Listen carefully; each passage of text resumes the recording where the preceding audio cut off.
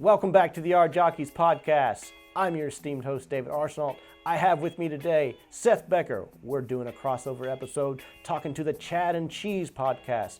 They have a podcast dedicated solely to recruiting. We're talking to them about how trucking can rebrand and how you can attract more Gen Z.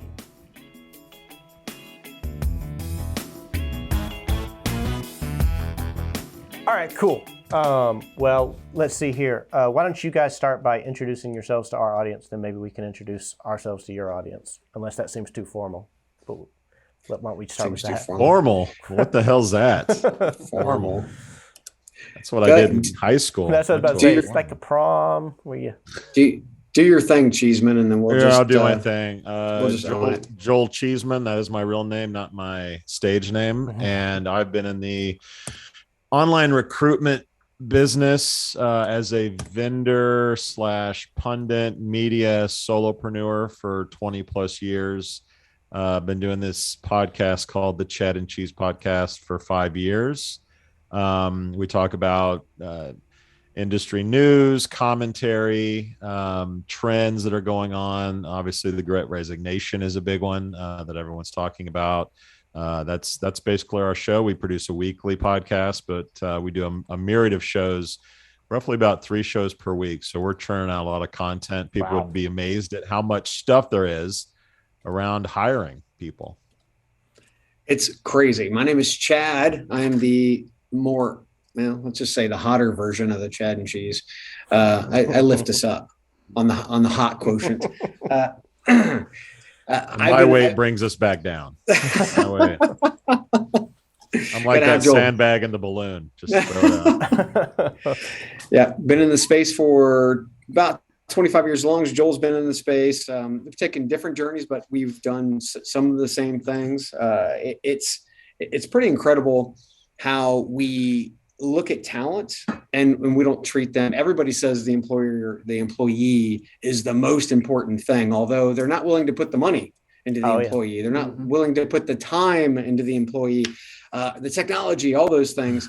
That's what we talk about on a daily, or pretty much on a daily basis, just about technologies, being able to take a look at workforce economics, which we don't look at in the breadth of business. We try to knock that out, talk about diversity, equity, inclusion. I mean, 2 white guys talking about that. Believe it or not, we get some great guests to learn us up on those things. So we're all over the place, and we do talk to, trucking. We've got good friends that are actually here in Indianapolis at Driver Reach. Every now and again, we get a chance to kind of dive in with those guys over a beer and find out what the hell's going on, in the trucking industry. Cool. Well, I'm David Arsenault. I'm the VP of marketing here. And obviously this is my show and this is just a guest. So all the attention towards me, please. No, but I've been... Ours is only audio, David, so you don't have to worry about that. Oh, okay. Okay. Well, just for everyone listening, I also am the hotness of the duo here. Couple bald guys. Yeah. I was gonna say you both have the same thing: a bald guy and a guy with hair. Yeah. Some facial hair. It's this is like looking in a mirror. Yeah.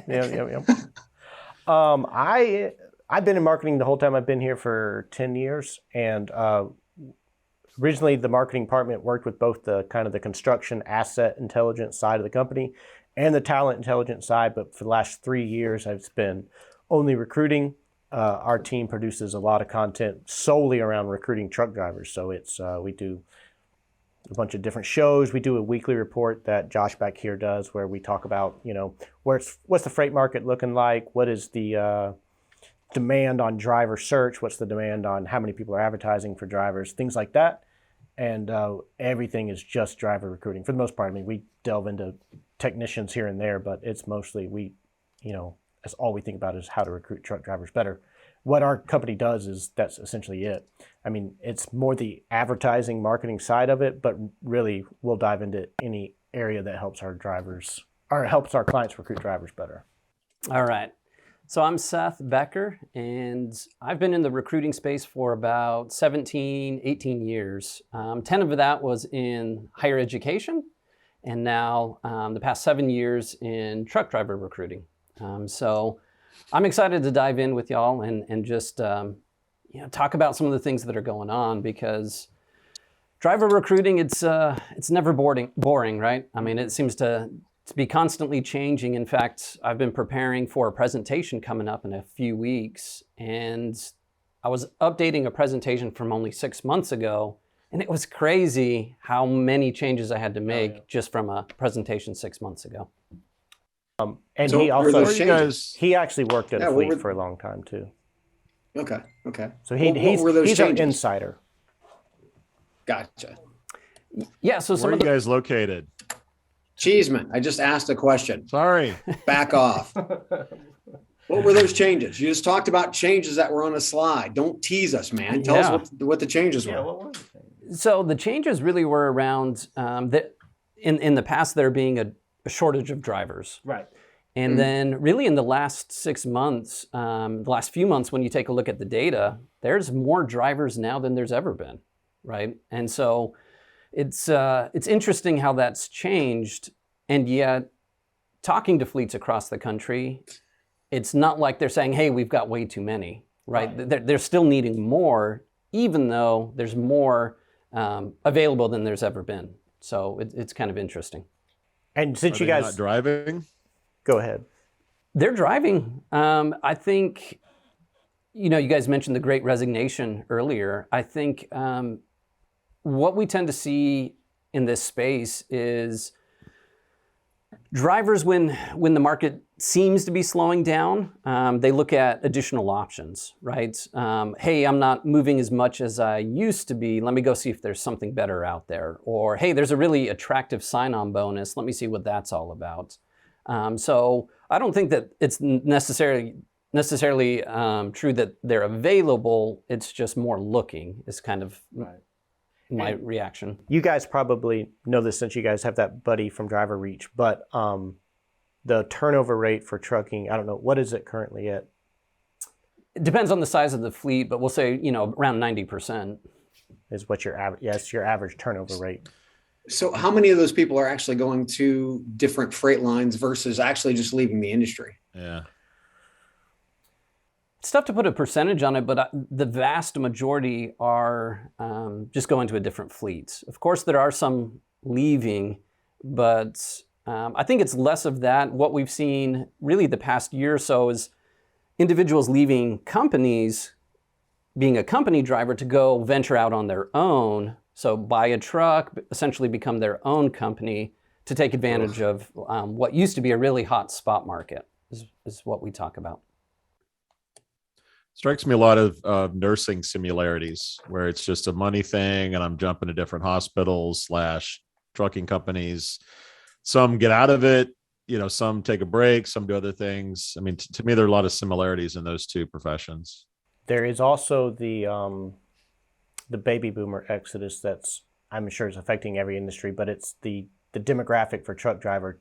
There were a lot of baby boomer truck drivers that are leaving the industry too. So that's, but I guess if there's more available, there has to be more coming in, enough to. Yeah, I mean, when we saw that big shortage, it was during those early days of COVID where things began to shut down. In the schools that were training the truck drivers, there was actually a lot of closures, right? And so you didn't have this flood of new drivers coming in, or consistent flood of drivers coming in like we had in the past. But now that those have reopened and the pay has increased so significantly, it becomes a more attractive job than it was, 2 years ago. So how much has the pay increased? Because we've obviously seen wage increases for other essential workers. And since, individuals in trucking, drivers specifically, are, you're talking about supply chain, which we've had huge issues with. How much has their wage actually gone up? Yeah, when we look at the numbers, I would say about 2 years ago, the average was around 55,000. And if you look at numbers now, they're closer to around 85,000 for averages. So that's a nice $30,000 jump just in the past couple of years. But what are you all seeing on your end? Outside of trucking, does that sound like that falls in line with what you're seeing, or is that maybe even further ahead of other industries? Well, we've seen from other essential workers, I guess you could say, huge pay bumps. But the reason being is there's been huge wage stagnation for decades. So this is, I mean, to be able to say that, they're getting a $30,000 bump. Well, hell, they should have gotten that over the last decade or 2 decades or 3 decades or so. So, to be happy about that, I just can't get happy about something that should have, that should have already been in the bank and they should have been making money on. And when you're seeing that type of thing, how can you expect individuals to stay? I've also seen, advertisements and people, saying pretty much false advertising that, there are $120,000 driving gigs, but then you get into a seat and it's 50 grand.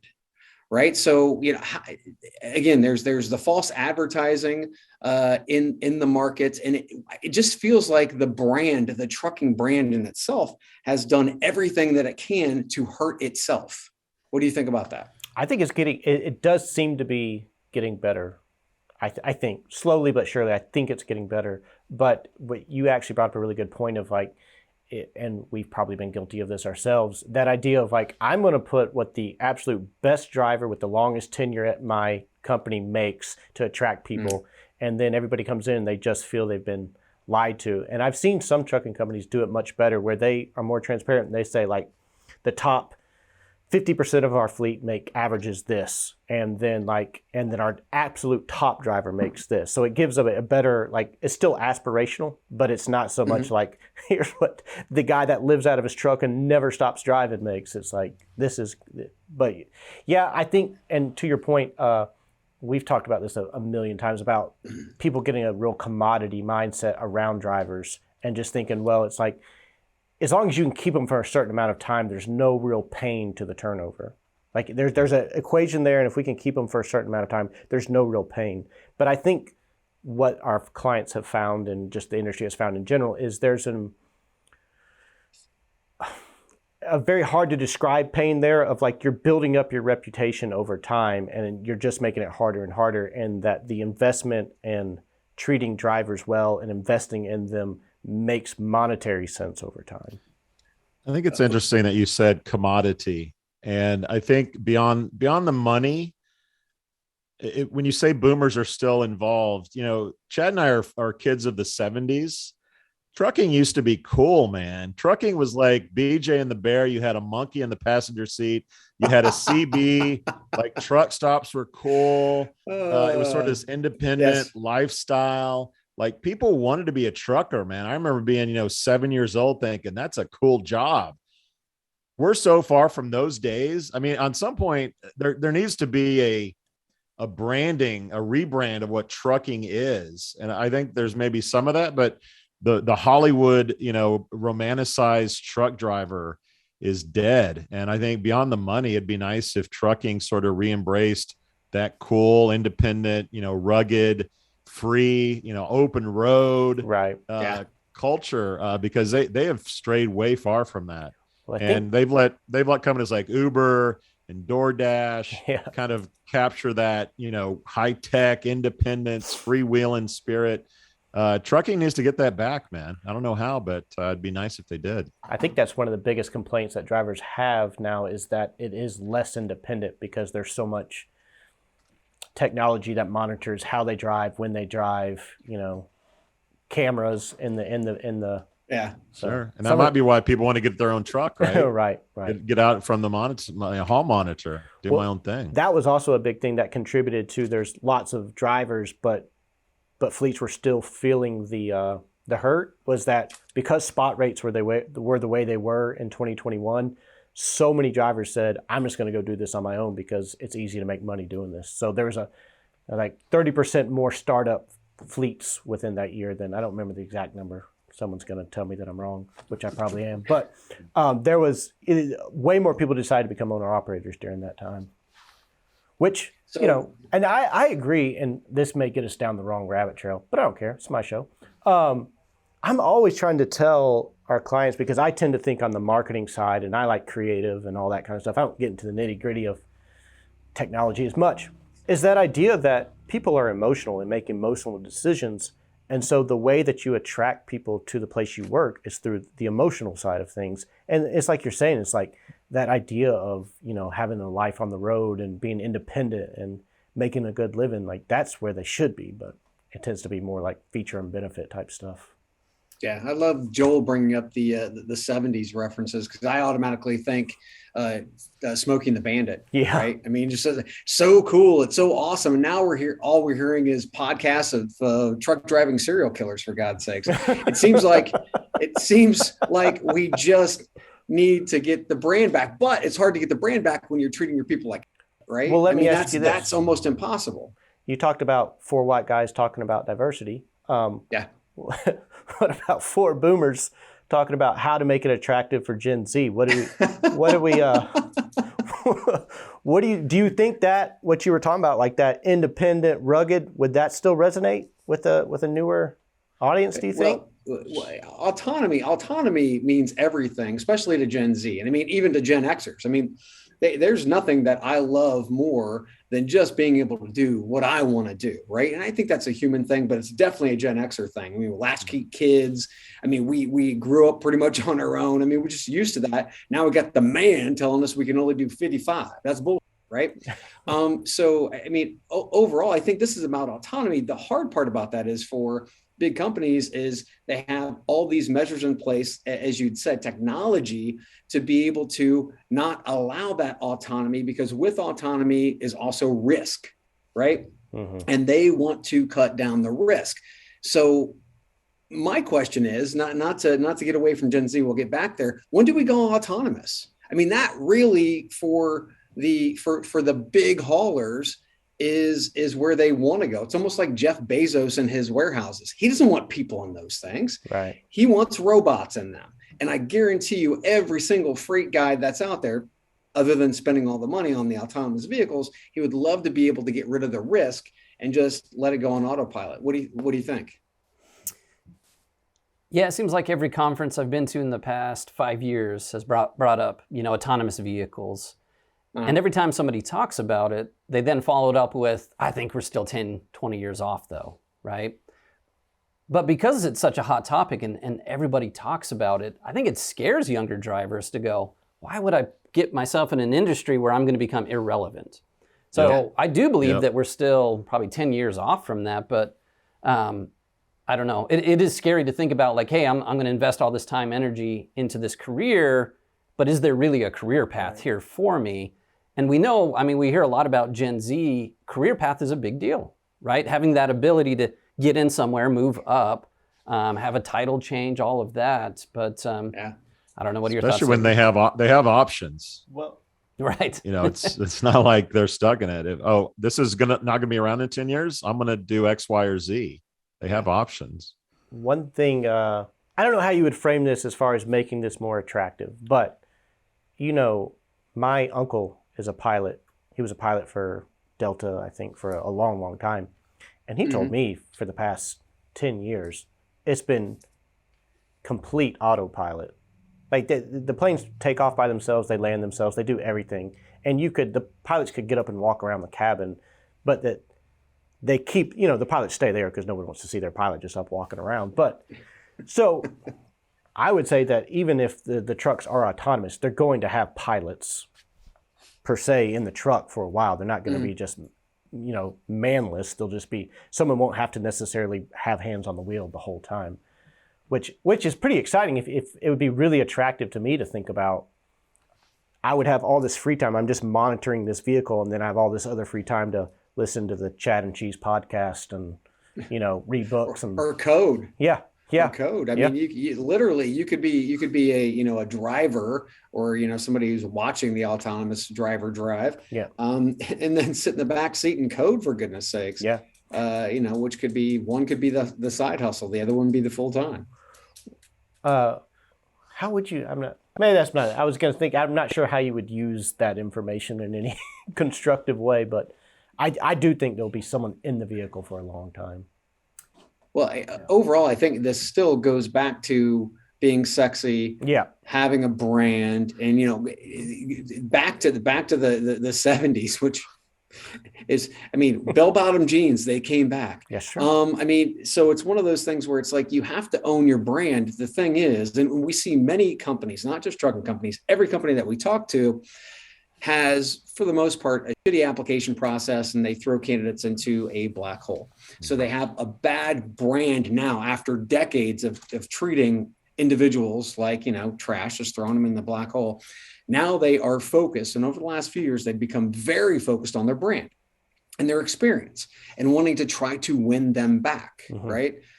This is something that I don't know that the trucking industry has even thought of, but, to try to hearken back to those days, to bell bottoms and disco, and actually have something that somebody cares and wants to do, that to me seems like step one, at least. Yeah. So I'd love to hear if there's things being done in other industries. What could the trucking industry learn from some others that are doing it really well? Yeah, because we I definitely think part have of it is well, not to say all of them, but there's part of it is how wide of a net are you casting? And if we're talking about the 70s, I had a Farrah Fawcett poster in my room. I don't know in terms of recruiting women, diverse candidates. My question to you would be how big is that net, and is trucking doing as good a job as they can to appeal to women? Because I've heard stories about, truck stops don't have showers for females, or like the locking mechanisms on trucks are the same per truck. So there are issues that may not, as men, we ever think about, but that will keep women or other, folks away from the profession. Has that been sort of addressed? I would not say, and Seth will have more on this, I would not say they're doing the best they could. I have seen a lot of improvement in my 10 years, and that it comes up frequently. How do we get more women into trucking? How do we make it better for them? I'd say it's come up at every event I've been to in the last 4 or 5 years. Yeah. No, I agree. I think there's progress being made, but it's still not leaps and bounds, right? It's not this big shift that's happened. It's been slow, but at least it's happening. Yeah. Yeah. I think you were talking about, are there any companies that are out there doing, strides in branding and whatnot? We talked about, I think it was a couple of weeks ago, Joel, we talked about the Mod Pizza and their new advertising campaign, where they're showing all of these individuals who are making pizza, delivering pizzas, and all these things. And it is a diverse workforce. They've got a brand that they're pushing behind it. And it's pushing the product, but it's also pushing the people.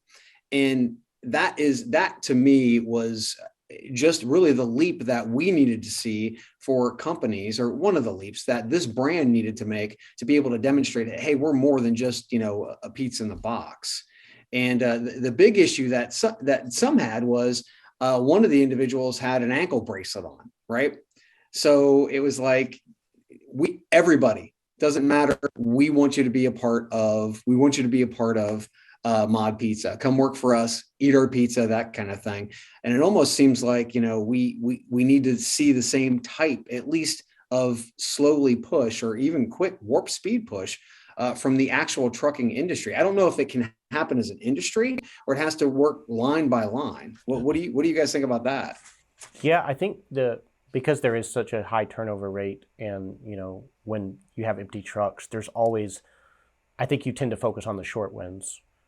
And so I think what I hear from a lot of clients, as opposed to thinking about what exactly is our brand, what do drivers say about us, and how can we leverage that for the greatest effect, it tends to be like, what are other fleets doing that work? Like, what pay gets noticed, what ads get noticed, we're just going to do exactly what they do because we know it works. And it's hard. It would be hard to sell internally. We need to take a step back, look at what our brand is, and redesign everything around that idea. I think it's worth it, but I think the problem is just that turnover so high, freight's getting missed. We got to just get leads in the door. What do you think, Seth? Yeah, there is a lot of parity, right? When you look at the ads themselves, a picture of a truck driver or a truck in the background, all kind of talking about the same things. And we all talk about wanting to stick out and do something different, but you don't see it that often, right? Yeah, employer And branding. I would love to see, I drive on the freeway as much as any other person, and I continually see trucks with we're hiring or X amount per dollar, per mile.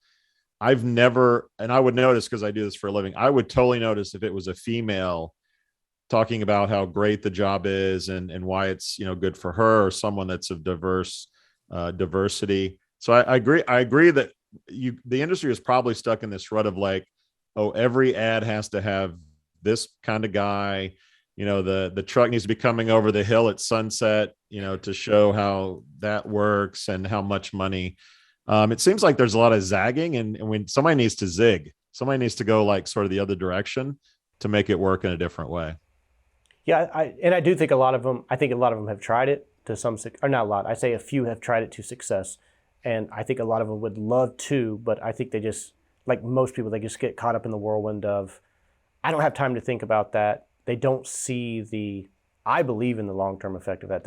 I think that's the most important thing you could be doing, but it's hard to sell that internally. It's just like, we got to get drivers in as quickly as possible. The problem is, you're not fixing the thing that makes the drivers leave as quickly as possible.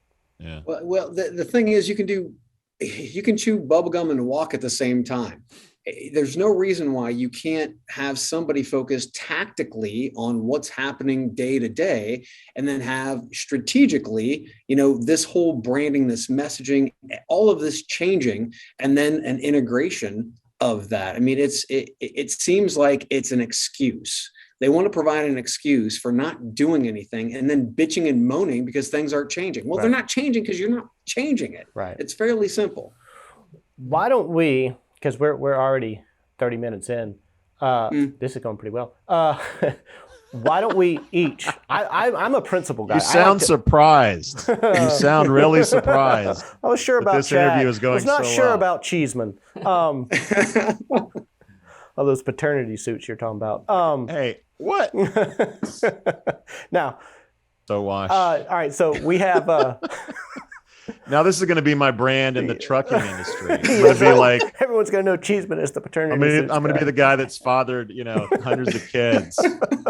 Unbelievable. It'd be like that Netflix. I can't show my face in a truck stop ever again. Go ahead. So I like principle. I like to say, like, what are the guiding principles? I like to think in terms of like overarching idea. So since you guys are in recruiting, we're in recruiting, I think each person say what they think like the most important principle of being great at recruiting is. Why don't you start, Cheesman, since we were so mean to you?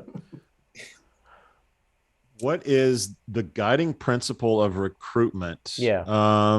Which there's probably many, but what's kind of the most important? My grandfather was a big, he was into fishing, and so many rules of being a successful fisherman or woman are really relevant to recruiting. So if you want to catch fish, are you fishing in a lake that has fish, and how many fish? And what bait are you using? Right. So the similarities are where are you marketing? Are you marketing to folks that are going to hear your message? Are you sourcing folks that are relevant to what you're hiring for? What is your messaging around that? I mean, we talk a lot about employment brand on our show, and a lot of companies, like we said, think tactically. I need X, Y, and Z today. What am I going to do to find that and go find it? But being big picture and sort of like, okay, yes, we know what we need, but how do we increase that funnel to get more people in the door, more people interested in what we're doing? And I think thinking strategically is a big part of success in recruiting. The fishing metaphor is right up my alley. I am obsessed with fishing. He was a bluegill guy, for what it's worth. Bass. I'm a bass guy. I actually fished a tournament yesterday. All right, Chad, what's yours? It's simple. It's human first. We're not treating the humans that actually do all of the work. They develop product, they drive the trucks. I mean, what we actually need to drive business forward are human beings. Until we have robots who can do it all, sorry, sucker, you've got to be good to the humans. And until you actually focus on human first types of strategies and day-to-day operations, then get somebody who can that son of a bitch get rid of them, get somebody who cares about the actual people. Once you do that, guiding principle, that should be principle number one in every business, not just trucking. But it sounds like trucking needs that more than ever. All right, Seth, what's yours? You kind of did a presentation. Yeah, you know what mine's going to be. And it's be the easy choice. And that means a lot of different things. That goes to making the process easy, because competition is so high that you've got to make this process very easy for somebody to move through it with you. But it also, so that's physical effort, but then there's also this mental and emotional effort too, where you've got to make that easy. And because once again, competition is so high, how do you make it easy for the driver to compare and see, what are the things that are most important to him or her? Make that easily available so they can compare that to what else is out there, right? So both physical and emotional, make that easy for them to make that choice. Mine's kind of a combination of what Chad and Seth said, but mine is kind of like, I need a better way of articulating it. But essentially it's like using your own empathy, like empathize with who you're trying to reach. What would be it? Like empathize with you're trying to reach. Like ask yourself, would this be, I see so many marketers and recruiters do stuff that wouldn't be attractive to themselves. It's like, would you want to click that ad? Would you actually want to go through that process? Do you like would you want to go through orientation? I don't think this happens near as much, but when drivers would come in for orientation, they would make them share hotel rooms with other drivers that were coming into orientation that they were complete strangers. And it's like, would you want to do that? Or maybe even better, would you want your son or daughter to have to do that? And even if it goes to like, when you're like scrolling through your phone or something, how many times do we like, something doesn't have PayPal available or some sort of convenience that we're so used to using, and so we abandon it right away.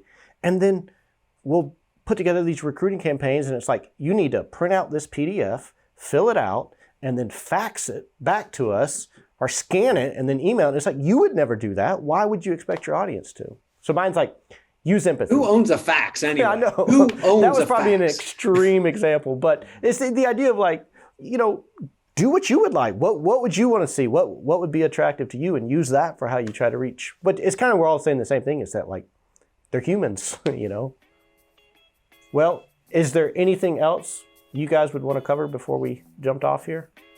Chad and Cheese Podcast. Very, very simple. ChadCheese.com, baby. All right. I think that about covers it. What to listen to, where to find it. Excellent. All right, dude. Well, I appreciate it. Maybe we can do this again. Awesome. Thanks, guys. If you're lucky. All right, We out. See ya. We out. All right. See ya.